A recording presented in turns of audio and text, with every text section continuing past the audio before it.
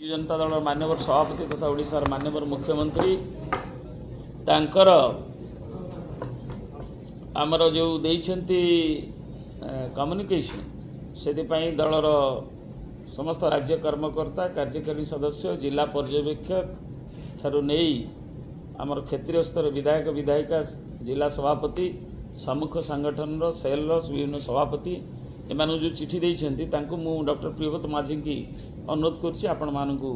प्रदान करदेवे माननीय मुख्यमंत्री निर्देश निर्वाचन मंडली तो पालन करा जिवो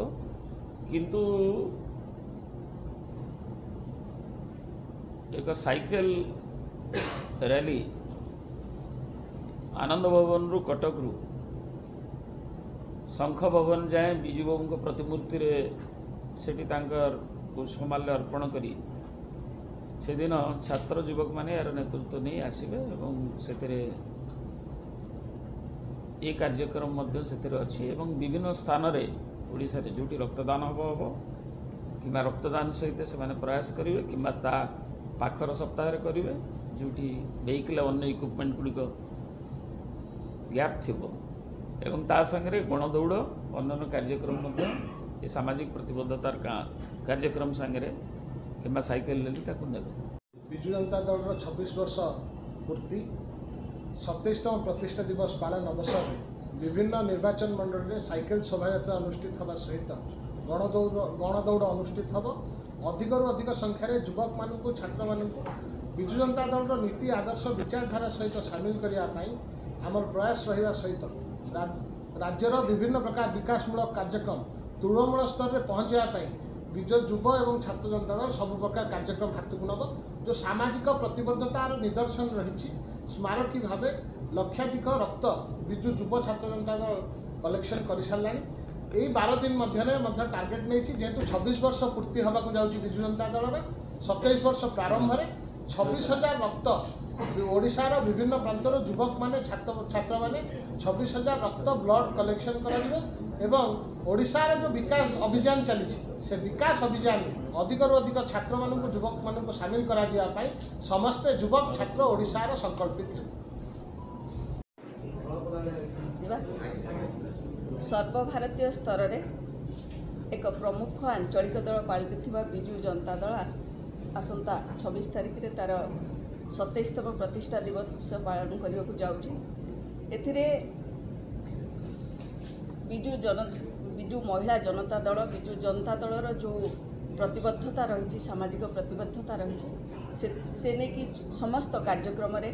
अंशीदार रे माननीय मुख्यमंत्री श्रीयुक्त नवीन पट्टनायक नेतृत्व में ओडिशा महिला सशक्तिकरण रे जो भली उदाहरण सृष्टि करछि ओडिशार किभली आहुरी अधिकरू अधिक महिला एथिरे जोड़ी होगी सामिल हेबे ए जो समस्त कार्यक्रम रे सेथिपई प्रयास करा जायछि तेणु आसंता जो कार्यक्रम रही समस्त कार्यक्रम रे जो वृक्षरोपण हो बा रक्तदान हो बा राजनीतिक कार्यक्रम हो ये समस्त कार्यक्रम रे अधिकरू अधिक संगठित भाव में महिला माने एथिरे सामिल हेबे ए विषय माननीय मुख्यमंत्री जहाँ भी रही आदेश सबू को पालन करने समस्ते कार्य करेंगे तेणु आशा करवा महिला माने किभली भाव आग को जीवे एवं आग को जाइकी दलर प्रत्येक कार्यक्रम को सुचारू रूपे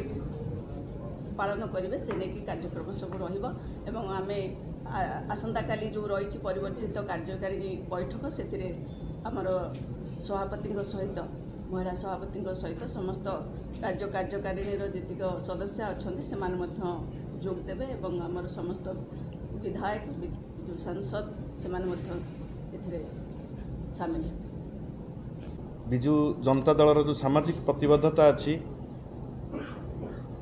आमर जीवन बिंदु कार्यक्रम एवं वृक्षरोपण कार्यक्रम यहाँ गंभीरतार सह नहीं एवं माननीय मुख्यमंत्री नवीन पट्टनायक निर्देश रे आमे पाखापाखी विजु युव एवं छात्र जनता दल 1 लाख रु ऊर्ध्व जीवनदान रक्तदान करिचु एवं पाखापाखी वृक्षरोपण कार्यक्रम सबू ब्लॉक रे सबू जिले रे एवं सबू पंचायत रे मध्य हो जाइछि आमे निश्चित भाव में यही डिसेम्बर 26 रे पार्टीर 26तम पूर्ति एवं 27तम प्रतिष्ठा दिवस अवसर में आमे बिजु युव जनता दल एवं छात्र जनता दल ये 26 वर्ष 26,000 ब्लड संग्रह करने आमे टार्गेट रखीचु यही 10-15 दिन भितर डिसेम्बर 26 रे माननीय मुख्यमंत्री निर्देश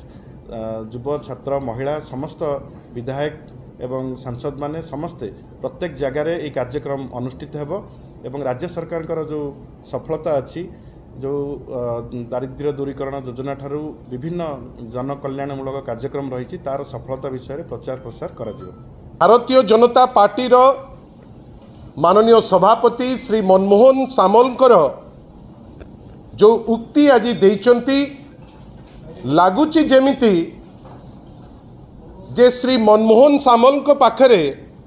बोध हुए माननीय प्रधानमंत्री श्री नरेंद्र मोदी ठारू एवं केंद्र मंत्री माने और शीर्ष नेतृत्व भारतीय जनता पार्टी रो जो माने अछंती